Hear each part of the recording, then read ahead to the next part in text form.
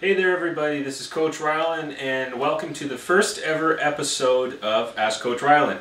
This is a segment that I hope to be doing once in a while, probably once every couple weeks or so, more if needed. Basically where I'm just going to answer the questions that I get from you, from email and on the blog here. So today's topic, I'm actually going to break this down into two topics because I was getting a lot of questions about these. And this is something that I think that I've addressed well in the past.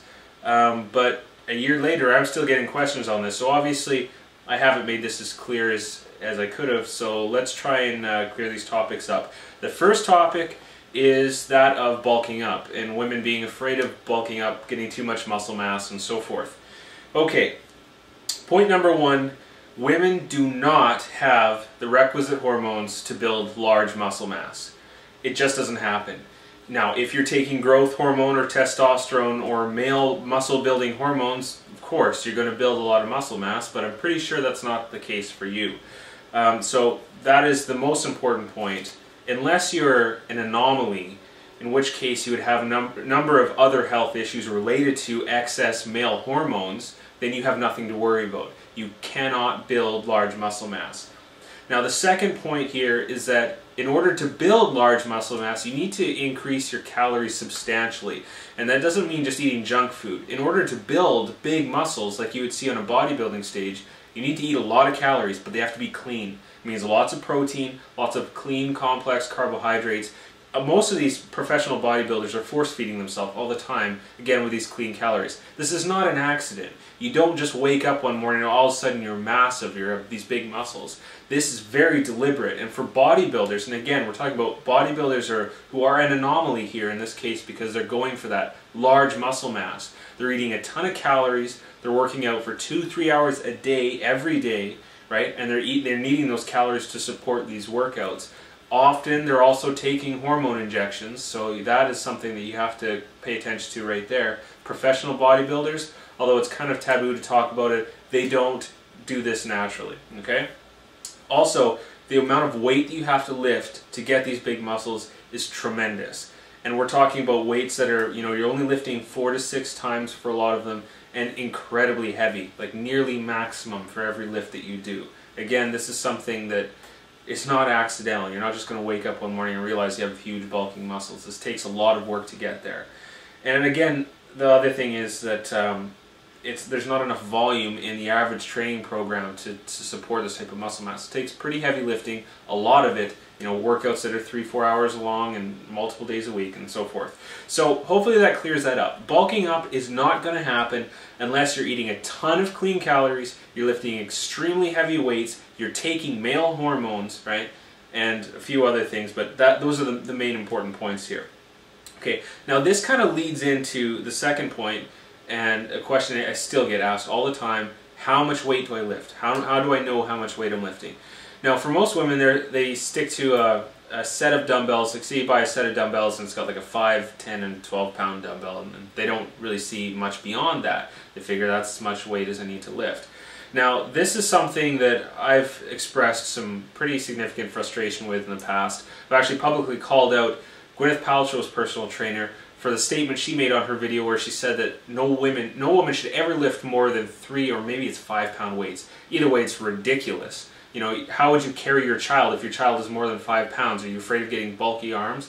And again, it's the same thing. It's this myth that women can bulk up, and it's not the case at all. I mean, if you look at Gwyneth Paltrow, she's very lean, but has no muscle tone whatsoever, very skinny, and obviously it's because of a result of her trainer trying to get her away from lifting heavy weights. In fact, in that video, she states that her one arm that is actually toned and defined is the one arm that she carries her child around in. So go figure. The other arm she has to work 3 times as hard because she's not lifting any weights, and it's still not as toned as the one she carries her child around with. Anyway, I digress. How much weight to use? This is something that I can't give you a specific answer to because every person is different. Now, the most important thing is that the rep ranges that I give you in the Go Sleeveless program, they're very deliberate, so you need to pay attention to those. You don't just pick up a weight and lift it 10 times because that's as many times as you can lift it. Stick to the rep ranges that are in the program. This is crucial. The program is designed so that you won't have any worries about building large muscle mass. If you stick to the reps and the sets and everything like that and the exercise that you're using, It's designed so you have nothing to fear about bulking up. You're not going to get big, bulky muscles. You get lean and toned arms. They're going to look more sculpted, but they're not going to get big, okay? So stick to the rep ranges and the sets that are given in the program. That's the most important point here. Now, the next is you need to find a weight that allows you to reach what I call temporary failure in that range. Now, temporary failure is in that set. So for one set, let's say you start with some dumbbell curls, just for example here, and you do 10 reps, and you can't get that 11th rep. You pull, you just can't lift it. That's temporary failure. You then go on to the next exercise, or you'd rest and so forth, and you come back to that exercise again, and then you could go again, right? So temporary failure is doing as much as you can in that one set. Now, you want to reach temporary failure on each set you do. Okay, so on set 1, you want to reach temporary failure. Set 2, set 3, every single one. That makes sure that you're taxing yourself on each set, and therefore each set is going to be effective. So if you're doing 3 sets of an exercise, and you don't go to temporary failure on your first and second set, so say you get to 10 reps, you just put the weights down because you've done 10 reps. You do that for the first 2 sets. Those 2 sets were basically useless. You haven't challenged your body. They've basically done nothing for you. They're not going to cause you to build any more strength or build any more muscle or anything like that. They're just basically warm-ups. So every set you need to take it to temporary failure. And so with that temporary failure, you need to make sure that it lands within that rep range given. So let's say, for instance, you have a set, we'll use curls for the example here again.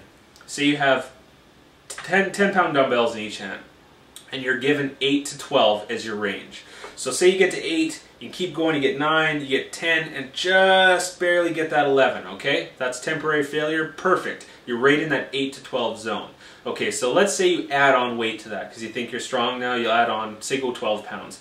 12 pounds, you can get 7, can't get 8. Okay, so if you can't get 8, you're not within that range, that set doesn't count, drop the weight down and use the old weight.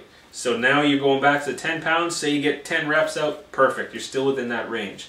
Now let's say you really drop the weight off and you go down to an 8-pound dumbbell. And now this time, 12, 13, 14, you just keep going. Now you're outside of that range again. Set doesn't count, put more weight on.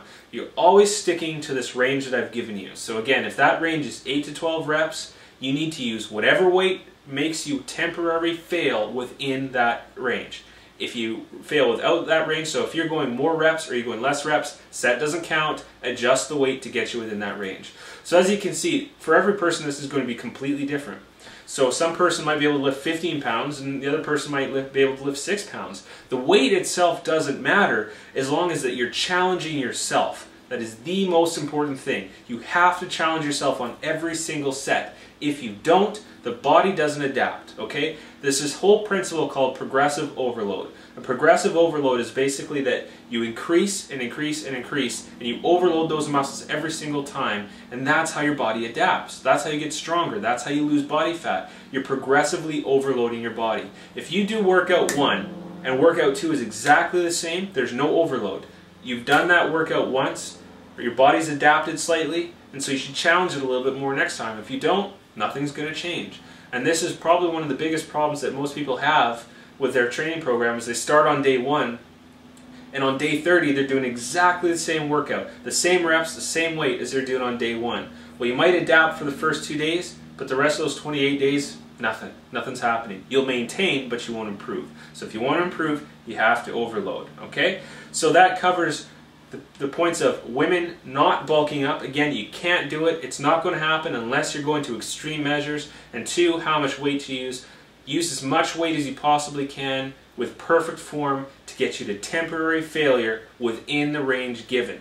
Okay? And if you follow the guidelines in the Go Sleeveless program, you have nothing to worry about. It's all laid out in there, so read it through once more if you need that to sink in a little bit further. And also the whole point of the bulking up. I think I've touched on that in numerous other videos and that sort of thing, but I want to bring that point home here. If you're female and you're not taking male hormones, you're not going to extreme measures, you're not going to bulk up. If you want to know how much weight to lift, take every set to temporary failure and make sure you fail within the zone that I've given you. Follow those 2 steps, those 2 basic principles there, and you will have no problem getting great results. And so this has been the first episode of Ask Coach Rylan. keep those questions coming. Send them through email, post them on the blog, and I'll take the most popular ones and some of the ones I think are the most relevant, and we'll do this again sometime. Talk to you soon.